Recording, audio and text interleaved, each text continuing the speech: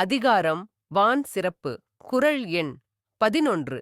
வான் நின்று உலகம் வழங்கி வருதலால் தான் அமிழ்தம் என்றுணரற் பாற்று. மழை பெய்ய உலகம் வாழ்ந்து வருவதால் மழையானது உலகத்து வாழும் உயிர்களுக்கு அமிழ்தம் என்று உணரத்தக்கதாகும்.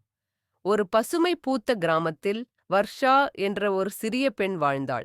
அவளுக்கு எல்லா உயிர்களுக்கும் பயன்படும் உண்மையான அமிர்தம் என்ற ஒன்றைப் பற்றி பெரிய கேள்வி இருந்தது. அதைக் கண்டுபிடிக்க ஒரு நாள் காலையில் அவள் ஒரு மாய வனத்துக்குள் பயணம் செய்தாள். அங்கு மரங்கள் பேசின, நதிகள் சிரித்தன, பறவைகள் அவளுக்கு வழிகாட்டின.